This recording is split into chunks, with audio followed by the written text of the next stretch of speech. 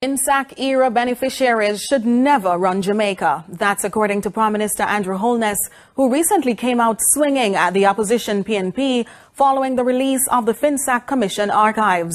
Holness says he's staying bullish on the economy and wants his supporters to follow suit. Ramon Gordon has the details. Game on. The recently released FinSAC Commission archives have seemingly become fodder for the Jamaica Labour Party's bid for a historic third term. The documents, now available online, chronicle the near collapse of Jamaica's financial sector in the 1990s under the stewardship of the People's National Party.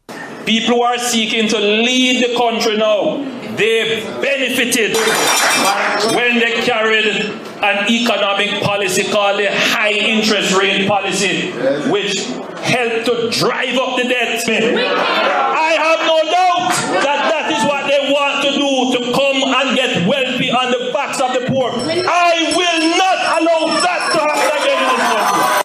Prime Minister Holness, speaking at a Young Jamaica event recently, encouraged young supporters to remain bullish on economic independence. While his remarks didn't directly reference any one individual, other JLP members have been less diplomatic. I don't want to hear about the Office of the Contractor General investigation into the alleged sweetheart deal involving Derring, Bunting and Golding.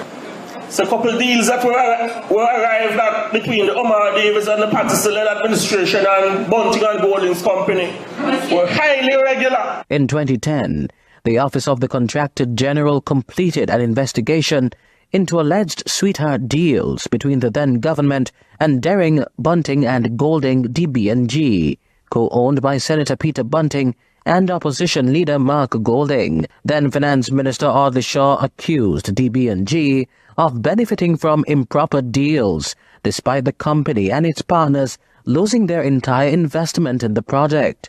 Despite that, the JLP is doubling down. You have two guys, one who's the leader of the PNP, and one who them call the co-leader. They did well for themselves in that time. So now I hear them on political platforms across the country, trying to pour dirt on our Prime Minister and our party. I have to say, listen to the hypocrite them, because that's what they are, all hypocrites. CVM TV reached out to key figures in the controversy, but no response was forthcoming up to news time. We also contacted the PNP spokesperson on information and finance, who refrained from addressing the matter on the record. Despite criticism, Holness says he is unwilling to hand over the reins of power to, quote, novices. The economic policy of their government was nothing more than the greatest transfer of wealth from the poor to the rich. We cannot go back to that. And those who benefited from it must never see power in this country. Ramon Gordon for CVM News. We take a break.